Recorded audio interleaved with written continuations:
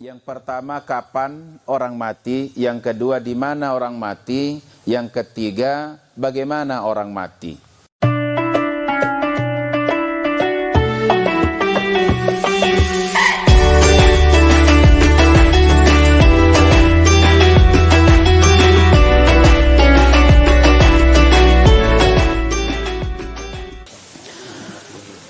Mati adalah satu daripada rahasia Allah yang Allah tidak buka kepada siapapun, baik kepada malaikat, baik kepada nabi, atau kepada manusia-manusia selain nabi rasul.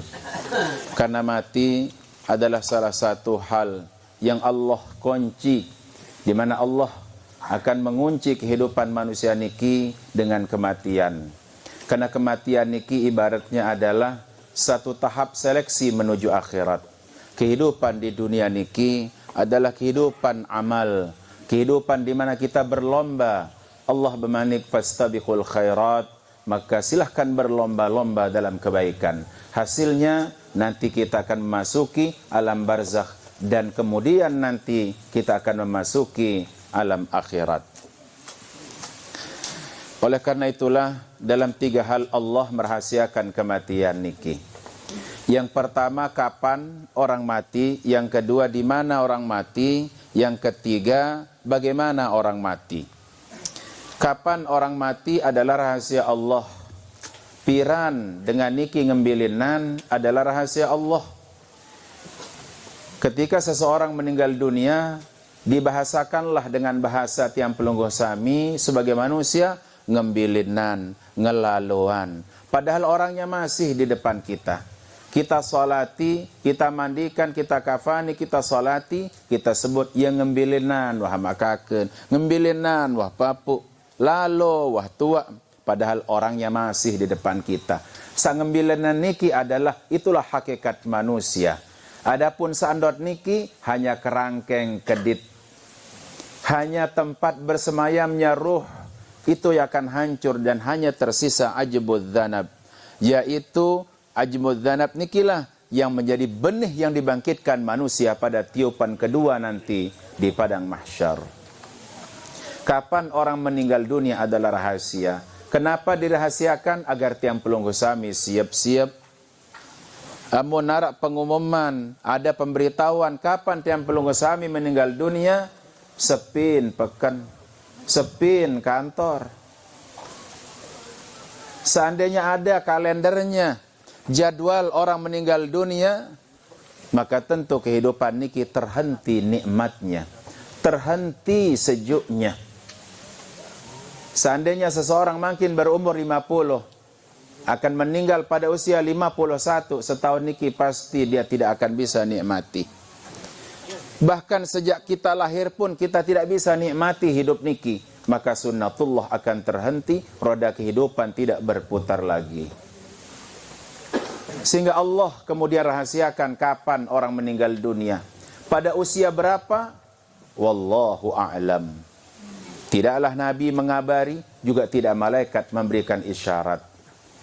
Yang kedua, di mana orang meninggal dunia juga Allah rahasiakan. Bangkat, kantor, tempat ibadah, semua dirahasiakan oleh Allah. Kematian tidak lagi mengenal status. Petani tidak wajib mati di sawah, pegawai tidak wajib mati di kantor, kiai tidak wajib mati di masjid. Ada ahli maksiat mati di masjid, ada, karena semalam dia istighfar taubat kepada Allah Subhanahu wa taala.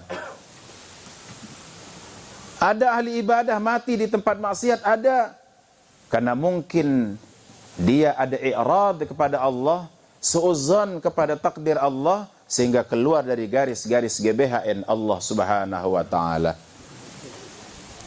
Karenanya di mana orang meninggal dunia Allah pun rahasiakan. Seandainya tekabari betul sile kending kene mati le pekan sepi pekan.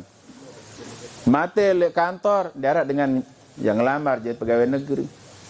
Mati le rorong borong terbeli motor. Okay. Apalagi nak mati yang nak marari hak kaling kedua unin borong dengan poligami. Mohon maaf. Dirahasiakan oleh Allah Subhanahu wa taala agar kehidupan niki Berputar, berjalan, berputar, berjalan. Yang ketiga, bagaimana orang mati pun dirahasiakan oleh Allah Subhanahu wa ta'ala. Ada orang mati dalam keadaan sujud, sebaliknya ada orang mati dalam keadaan mabuk. Ada orang mati dalam keadaan insaf, ada orang mati dalam keadaan taubat, ada orang mati sebaliknya dalam keadaan maksiat. Kata Imam Al-Haddad, kalau engkau ingin mati dalam keadaan taat, maka yakinlah perbuatan terakhirmu, detik-detik kamu menghirup udara, itu adalah hari-hari yang terakhirmu.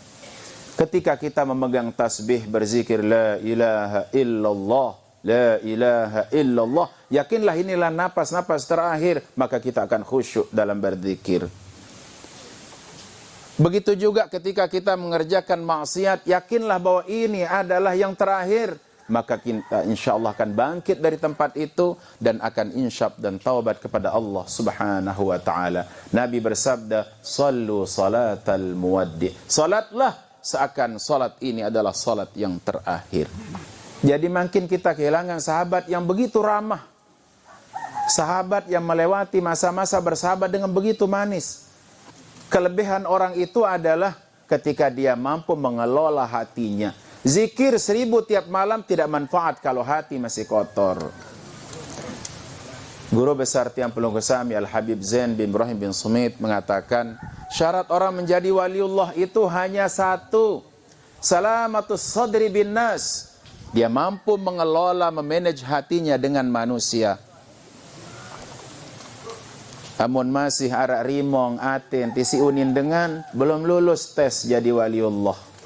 Kalau masih terhina dengan hinaan orang, berarti kita masih terhina. Dan apabila kita merasa berada di pucuk dengan pujian orang, juga gagal menjadi waliullah. Waliullah adalah yang tidak mampu membedakan mana pujian, mana celaan. Semua dijadikan ibrah dalam hatinya. Dan inilah sesungguhnya permata manusia itu adalah hatinya. Dan itu tidak semua orang diberikan barak nikah.